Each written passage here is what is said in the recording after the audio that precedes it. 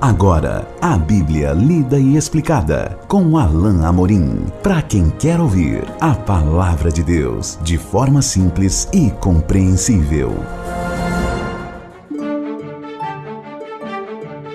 Olá, querido ouvinte, querida ouvinte.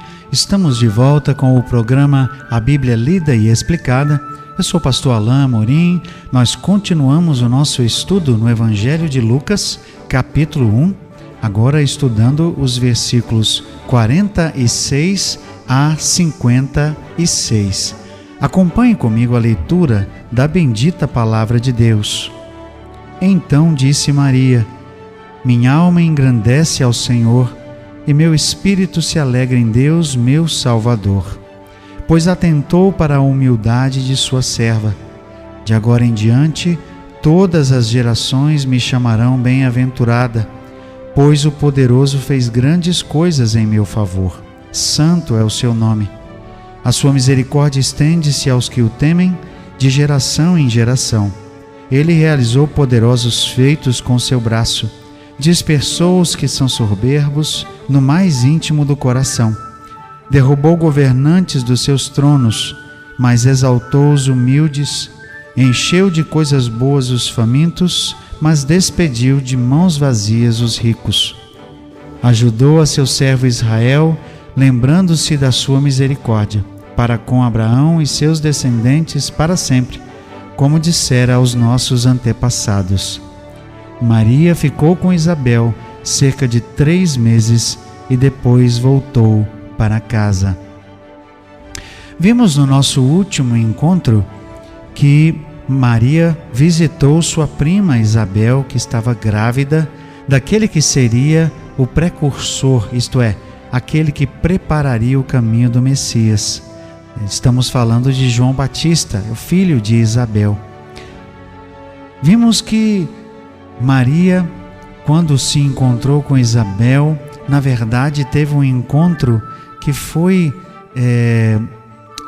revestido de emoção e, sobretudo, da presença de Deus, porque foi o próprio Espírito de Deus que agitou a criança que estava no ventre de Isabel no minuto em que teve contato com Maria. E por causa então do que estava também no ventre de Maria, ou seja, do Salvador que já estava ali crescendo na sua barriga, no seu ventre, Maria, no que nós temos registrado agora e acabamos de ler, se lança num cântico de exaltação e de louvor a Deus. Nós temos vários exemplos de cânticos registrados na Bíblia. Temos um cântico de Moisés, quando o povo foi libertado do Egito. Temos cânticos registrados por Davi nos Salmos e outros salmistas.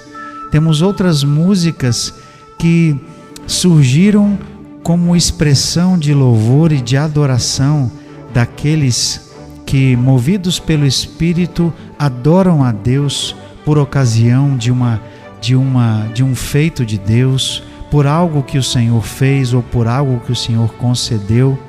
E aqui com Maria não é diferente. O que é, na verdade, extraordinário e é registrado, e foi registrado, melhor dizendo, por Lucas, é que nós teremos aqui 4 canções registradas em Lucas capítulo 1 e também no capítulo 2.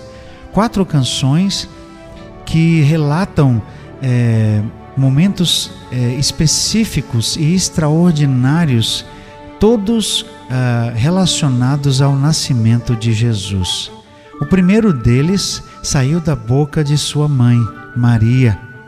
Esses hinos são conhecidos de muitos pelo nome em latim da primeira palavra do texto latino, ou seja, do texto do Evangelho de Lucas em latim.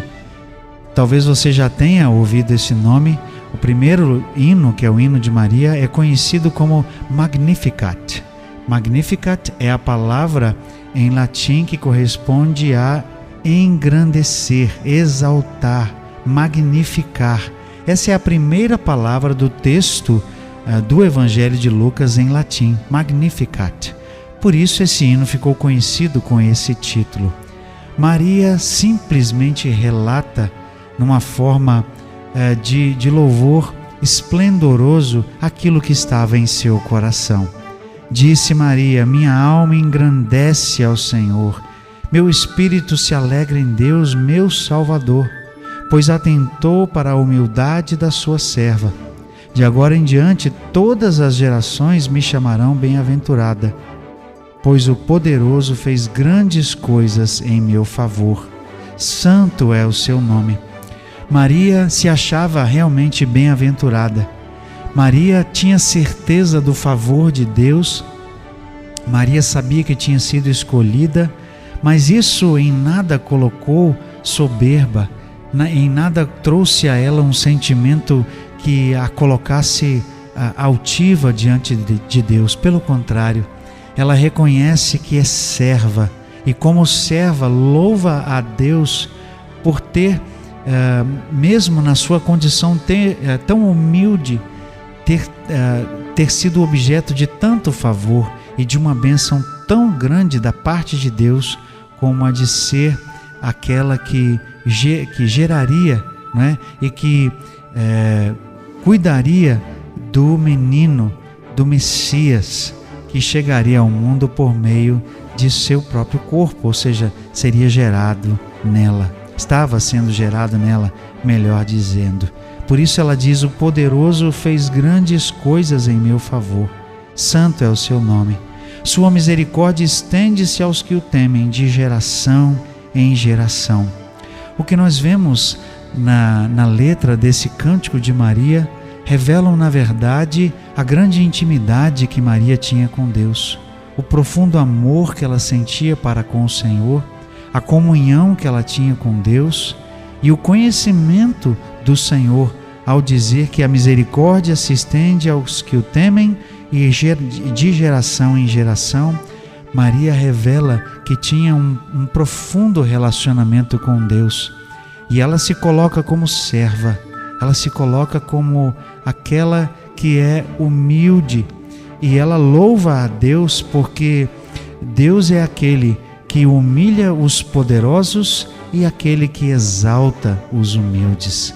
Era assim que Maria se sentia, era assim que o seu coração estava expressando o que estava no mais íntimo do seu ser. Ele realizou poderosos feitos com seu braço, dispersou os que são soberbos no mais íntimo do coração, derrubou os governantes dos seus tronos, mas exaltou os humildes. Era assim que Maria se sentia, por meio de uma forma tão extraordinária, com o nascimento de um bebê, de um singelo menino. Deus quebraria o modo pelo qual os homens pensam de si. Deus quebraria o modo como os homens olham muitas vezes para si mesmos ou para aqueles que são reis, porque por meio de uma coisa simples, o nascimento de um bebê, por meio de uma coisa tão humilde, uma mulher gerando um filho, de uma mulher de origem humilde, como Maria mesmo exaltou, por meio dela viria aquele que seria simplesmente o bebê mais extraordinário a nascer em toda a história da humanidade. Ela geraria o Filho do próprio Deus, o Filho do Deus Altíssimo.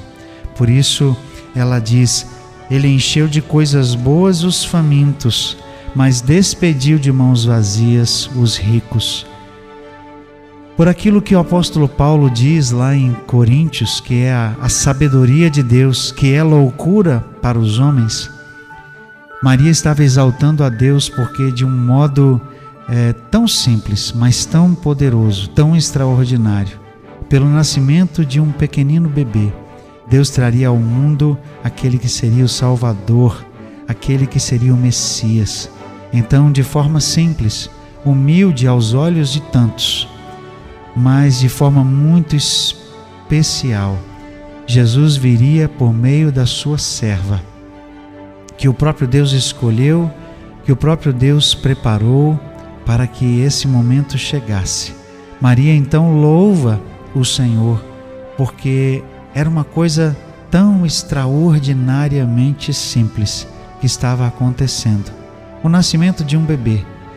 E junto de outra coisa tão extraordinariamente simples, o nascimento de João Batista, outro bebê, que seria aquele que prepararia o caminho. Deus estava fazendo uma obra maravilhosa. Ajudou o seu servo Israel. Ela reafirma a promessa de Deus aqui. Ajudou o seu servo Israel, lembrando-se da sua misericórdia para com Abraão e seus descendentes para sempre, como dissera aos nossos antepassados. Maria relembra aqui as profecias antigas da promessa do Messias. Maria relembra aqui as promessas de Deus feitas a Israel, de que um dia viria o rei descendente de Davi e que governaria Israel. E agora ela se vê como portadora desse menino que seria o cumprimento de todas essas promessas. Que história singular, que história extraordinária e que maneira tão maravilhosa de registrar num cântico aquilo que Deus estava fazendo. Lucas, o evangelista, relata de maneira tão especial esse cântico e relata de maneira tão singular os eventos preparatórios da chegada do menino Jesus, do Messias, como nós vimos aqui nesse texto e como vamos continuar a ver na continuidade do capítulo 1 de Lucas, mas isso somente no nosso próximo encontro. Até lá, que Deus abençoe a sua vida. Acesse agora nossa plataforma e baixe os podcasts www.rede316.com.br. A Bíblia lida e explicada com Alain Amorim.